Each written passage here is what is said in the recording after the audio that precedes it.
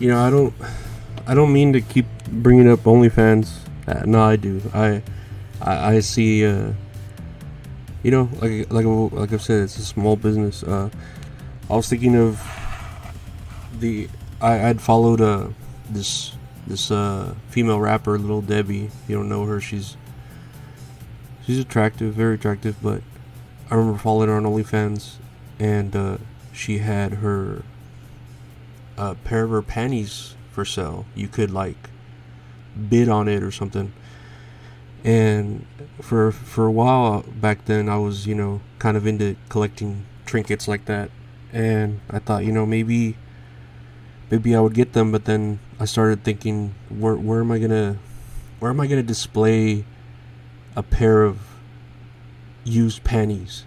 Like I feel like I should put that in my room somewhere. Do I frame it? Do I put it on a shelf? I don't know. I wasn't sure how to, like, if I was to get that, how I would display it, or would I just hide it in a box like a murderer underneath my under my bed, with Polaroids and shit.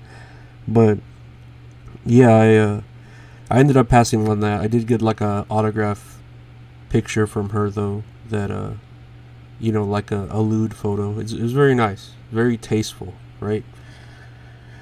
I had a joke I wrote about OnlyFans. Let me see if I can say it correctly. Hold on. Okay. So I was going through OnlyFans and I found the girl.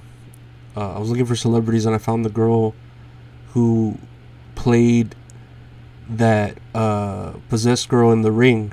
The one that's in the film. And yeah, I had subscribed to her, the girl from The Ring, and got some dirty pictures, and dirty play videos. And it didn't really do anything for me when I watched them, but 7 days later I ended up coming all over my pants. See, you get that? You get the joke? Because in The Ring, you see the movie and then you die 7 days later. So in this instance, I saw her dirty movie, and 7 days later, I came in my pants. It's a joke. I think it's funny. Whatever. I don't know, but I would want to hire. I was thinking of hiring like a cuddler. Have you seen that where people come and cuddle with you? I know that was big for a while back. It was like, it's supposed to be non-sexual. Yeah, right. But you just hire someone to come and like cuddle with you. And there was a I could think of a few girls I'd want to cuddle with. I remember when I was working at Home Depot, this white girl, she had a dude and she would come over and we would cuddle a lot. And she was white, so she was crazy. Most white women are crazy. But I remember we were cuddling and she pulled out a brush from her purse with her hair in it, and she took chunks of hair off of the brush and started feeding them to me, and I started just eating the hair that she was feeding me, and I didn't know if this was like foreplay or whatever, so I was just doing it, and it got to a point where I think we both got uncomfortable with it, where I was like, okay, should I keep going? Or is it weirder if I do keep going? Or does it kill the mood? But yeah, we ended up killing that, it was fun. It was fun. White girls are fun. They're crazy. Like, it's proven science that white women are crazy. And thinking about love and romance, I love The Time Traveler's Wife. I think it's better than The Notebook and the most perfect romance ever. I don't care what Linda says. Maybe it's child grooming. Maybe, when you really break down the whole idea of The Time Traveler's Wife, maybe it's child grooming, but whatever. It is such a fucking great movie. I'll cry my eyes out watching that. It's so much better than the bullshit of the Notebook, and maybe P.S. I Love You is like up there too. The Holiday is very good too. It's very sweet, but The Time Traveler's Wife I will always want to watch it, and it'll make me cry. It will. It's such a great, like, oh my god, they love each other. You know, he looks for her at any time. He's always looking after her. He's always going after her. I watched like the first episode of the HBO series, and it was okay. I really need to get back on it, but I don't know. I don't really feel like I've been feeling like watching anything, you know. Speaking of love, now do you watch Love on the Spectrum? If you've never seen it on Netflix, it is a cute show and it's wholesome. I remember originally watching it and seeing the trailer and thinking, man, I'm gonna make fun of these retards, you know, like just to make fun of it. But it ended up being like a really sweet show about, you know, people with autism and trying to find love and the way we socially interact and how much it means in creating relationships. You know, it's crazy when you think about trying to explain to someone, when you do this, you know, this is how someone feels, and you should want them to talk more. The way it breaks it down, it's like, oh yeah, that does take a lot to, you know, social cues and relationships where we don't really mean what we say or say what we mean, and then all the body language, you know. But it's cute. And then I remember, I think when I worked at Walmart, I had an autistic girl. I've had a few autistic girls after me in my life. There's one at Walmart liked me, and she was all right. She was cute, but I don't remember what I was going through back then. Probably with my cousin or something. And I remember a few years back there was an autistic girl at working there too, and she was like, "Oh, buy me soda." She was like a kid. She was probably, I don't know, I was probably like 28 and she was probably like 22, but she acted like a kid, like, buy me soda, buy me some chips, you know. But she ended up liking me and getting my number and shit. But I was like, oh no, I need to. She's like a kid. This is creepy. This is really weird.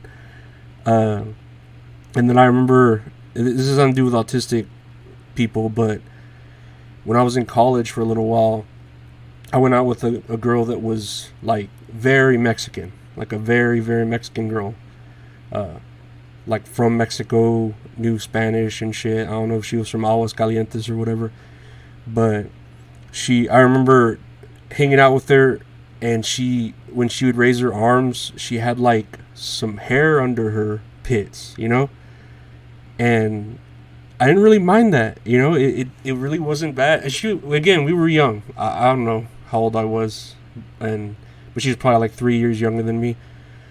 But she was cool. She was real cute. She was real cute. Had braces, solid black hair, but a little bit of pit. And then that too, like her hair was black, so under her pits, on her like pale skin, you could see that really dark hair. And again, it was like surprising, but not in a necessarily a bad way, you know. It wasn't bad. A little bit of hair under the pits, I don't think is a deal breaker. However, I do remember when I was when I worked at Taco Bell, one of my buddies cheated on his girlfriend with my like dad's girlfriend's daughter. A bunch of like weird degrees of separation. But he had cheated on his chick, and he was with his chick for years, probably like 4 or 5 years. And I felt bad for his ex, you know, because he basically cheated on her. And so I tried to comfort her, and that girl started getting into me. And she's Mexican, but not off the boat Mexican like that other girl. But this girl was older back then. I'd say I was 20, and she was maybe 24, 25, let's just say, right, older than me. And I remember she invited me over to her house, and we were watching the movie Click, that Adam Sandler movie. And she was trying to, like, kind of get on top of me and get all close. And I was I was legit trying to watch the movie because it was a good movie. I had never seen it. And then it got all emotional at the end, so I was, like, trying not to cry because it gets really, like, sad at the end of Click if you haven't seen Click. But then also, I wasn't into this chick, you know, like, I felt bad. I was just trying to comfort her, you know. And she's trying to climb all over me. And also, she had her younger sister there, and her younger sister was probably like 17, and her younger sister was hot. Like, I would check her out. You know when you're checking out, like, a chick, and the pants are, like, really low, so you're like, dang, I almost see her ass. But then if you, like, see her, like, butt crack, you're like, oh my god, I saw too much. This isn't good, you know? But yeah, she was really cute, had a nice body, but I wasn't really, into that girl. And then that girl had, like, a hairy back. That older 25-year-old girl there that was trying to get on me, she had a hairy back. I like, she would always wear shirts that showed her lower back, and it was, like, hairy, like, noticeably hairy. So there is wrong hair to have, you know, for a girl, obviously. But again, I didn't mind the hairy pits on that other girl, you know. But it was sad, you know. The movie Click the movie Click was really sad. I wish I could have seen it, and I didn't want to see her younger sister's butt crack because that was a little too much for me, you know. Yeah, I'm that's just like a mouthful, I know, but that's basically what happened.